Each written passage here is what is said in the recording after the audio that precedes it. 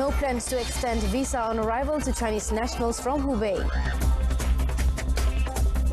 Stop spreading false news on Pakatan Harapan's collapse.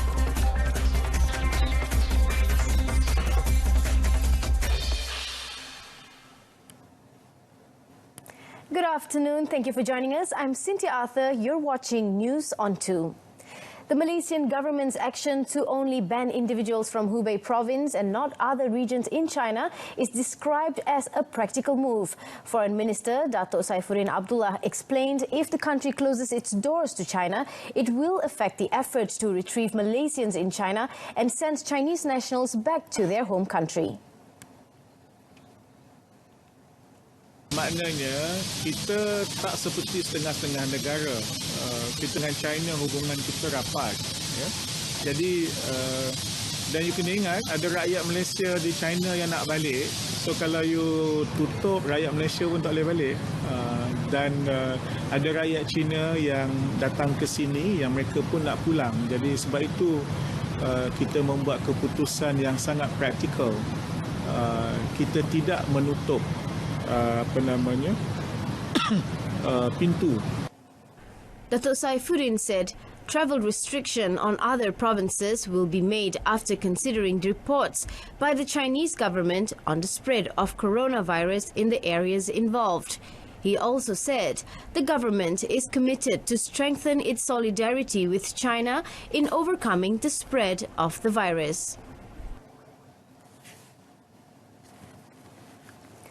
The government has no plans at the moment to extend a 15-day visa on arrival VOA issued to Chinese nationals from Wuhan in the Hubei province who are already here in Malaysia, except for those who are having health complications or fail to obtain tickets out of the country.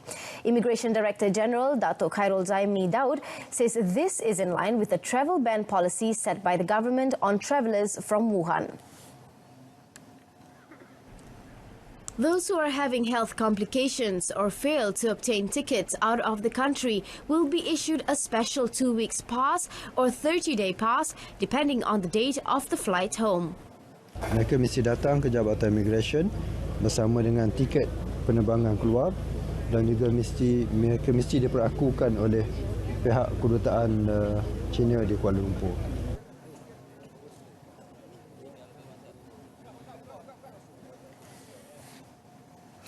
Express Rail Link Sdn Bhd ERL, the KLIA Express operator, has been taking precautionary measures against the spread of 2019 novel coronavirus by practicing a strict cleaning regimen 6 times a day at all of its stations. Chief Executive Officer of ERL Maintenance Support Sdn Bhd, Thomas Baig, said the regimen is to ensure the medical safety of its passengers and staff and to instill confidence in the public to continue using public transport. According to him, the company is playing its part as advised by the Ministry of Transport and Ministry of Health by cleaning and disinfecting high contact areas at the station such as hand grips and rails, baggage racks, door push buttons, toilets and also steam cleaning the train seats 6 times a day. We have put information at all stations and in trains on the info screen, the screens which you see there periodically or frequently. There will be a reminder on the practices passengers should practice, and we have taken measures for the passengers, for our staff, and also in trains and in stations. The passengers, we have put hand sanitizers on the ticket counters. We are cleaning the surfaces more frequently and with stronger disinfectants. In the trains, we are doing contact cleaning every night. The stations involved in the cleaning regiment are KLIA, KLIA2, KL Central, Bandar Tasik Selatan, Putrajaya and Salat Tinggi.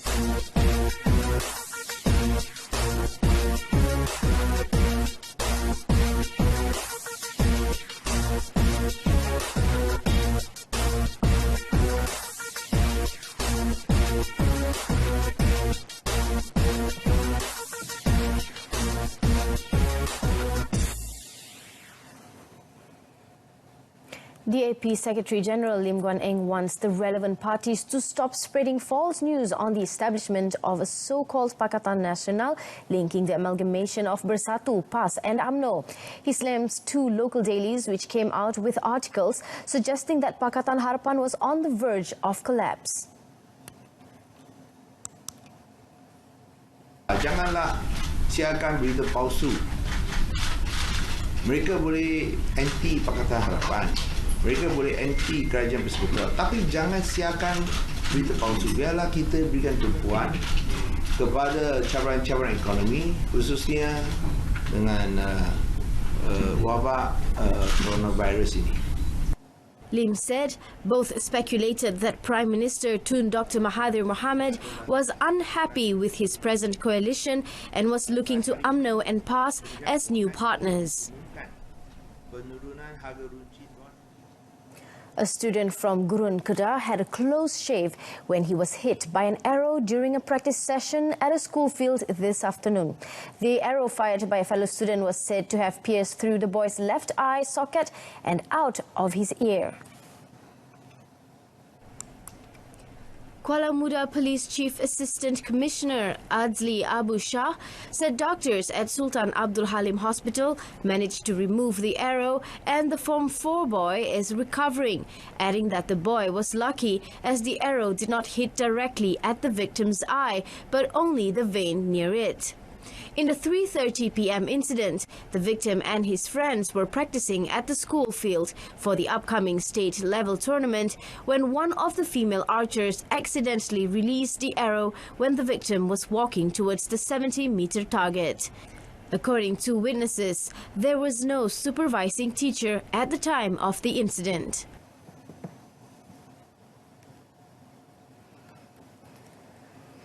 A student of Sultan Mizan Zainal Abidin Polytechnic was killed after he fell from his motorcycle and was ran down by a car in Dungun, Terengganu.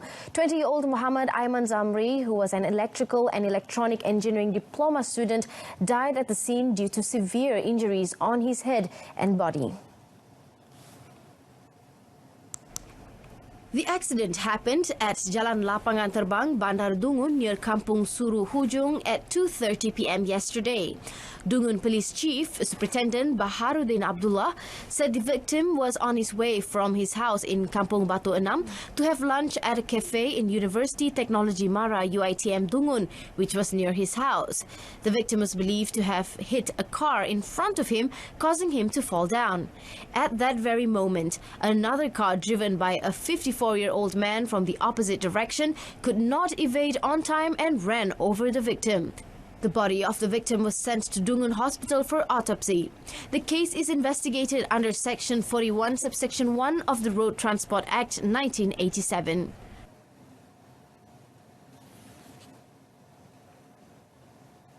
4 men cheated death when the Perodua Axia they were in skidded into a drain at kilometer 103 southbound of the North-South Expressway near Sungai Petani, Kedah this morning. According to Kedah Fire and Rescue Department Assistant Director of Operations, Muhammadul Ehsan Muhammad Zain, it was a miracle that they survived as the car was almost totally wrecked. Muhammadul Ehsan, however, added that 3 of the victims, who are in their 20s, suffered injuries while the other one was unhurt. He said the fire and rescue team arrived at the scene at 9:34 a.m. and immediately cut off any electrical wirings in the car to avoid it catching fire. The injured victims have been sent to the Sultan Abdul Halim Hospital in Sungai Petani for further treatment.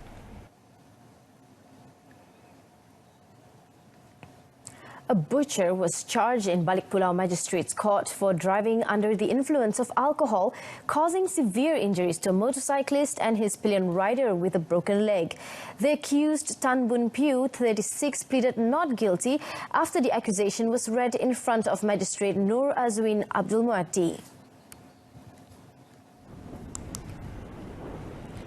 Tan was accused of committing the offence on Jalan Sultan Abdul Aziz Shah in Barat Daya district in Pulau Pinang at about 4:10 a.m. on the 9th of December 2019.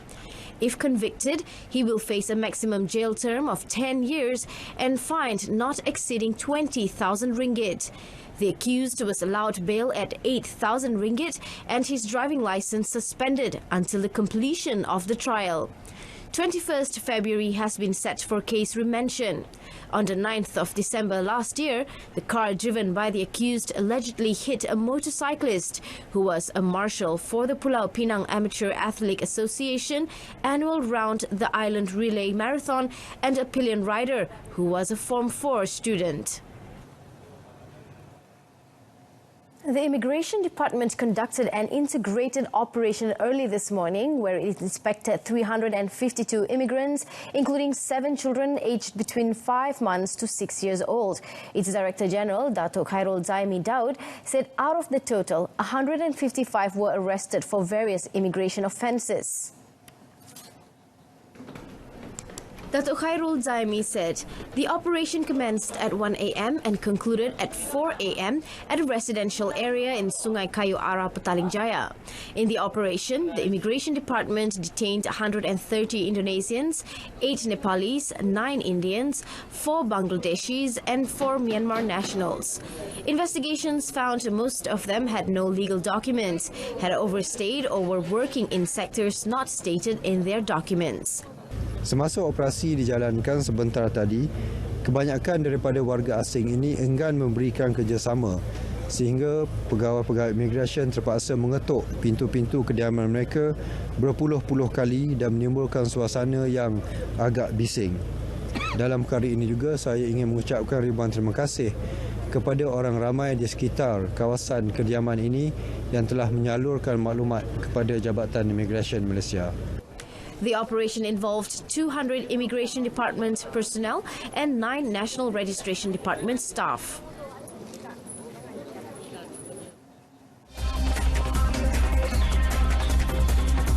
Coming up next, Prime Minister clarifies remarks on AirAsia graft allegations.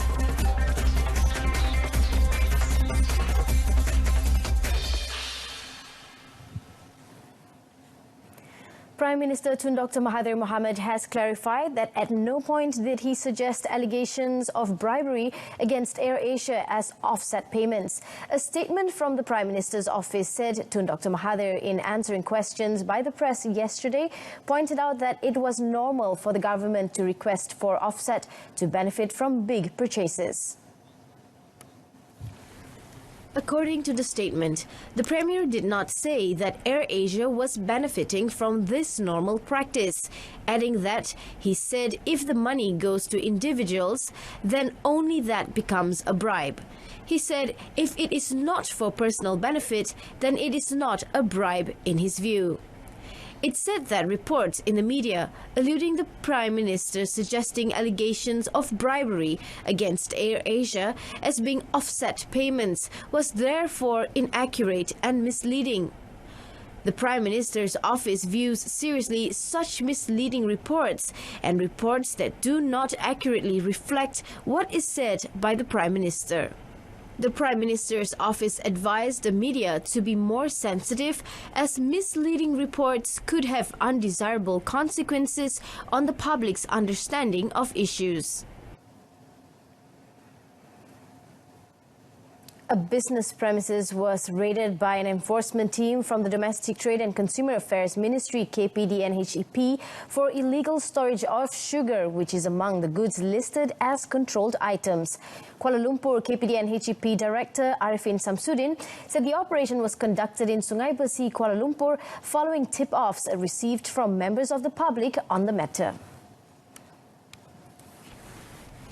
According to Arifin, a total of 1,536 packets of sugar worth about 4,377 ringgit and 60 cents were seized during the raid. 25 tahun dah kedai ni. Dia kata alasan dia lebih ni untuk Raya Cina lah. Alasan dia terpaksa masuk stok lebih ni untuk Raya Cina dan dia cover untuk kedai-kedai di sekelilingnya lah. Dia maklum macam tu lah. Actually dia peruncit. Patutnya kalau dia nak lebih macam ni, dia kena mohon sebagai pemborong lah. Arifin said further investigations will be conducted on the premise owner under Rule 21 subsection 1 of the Control of Supply Regulations 1974 and Control of Supplies Act 1961 for unlawful possession of the controlled items.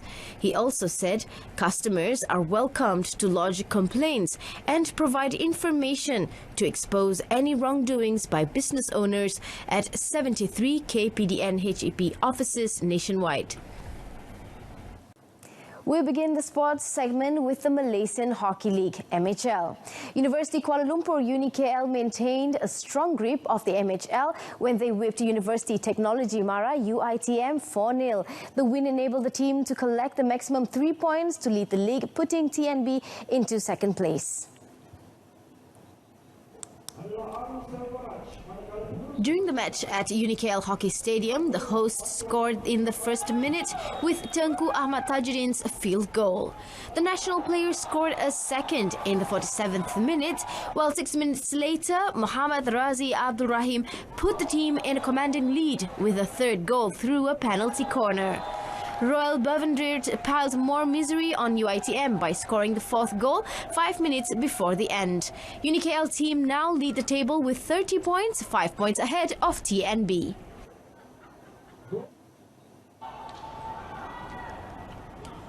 Meanwhile, Tenaga Nasional defeated Maybank 4-1 at the National Hockey Stadium in Bukit Jalil to win their 8th match and keep pace with leaders UniKL.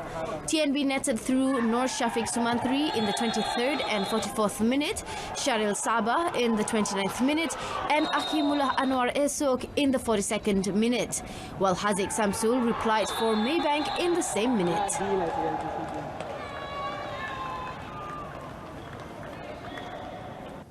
That concludes today's edition of Updates at Noon. In our top story, government has no plans to extend visa on arrival to Chinese nationals from Hubei. Join us again at 7 tonight for more updates on the latest happenings around the world. Till then, I'm Cynthia Arthur, and to all Hindus in Malaysia and all over the world, we wish you a happy Thaipusam. Be well and celebrate with joy.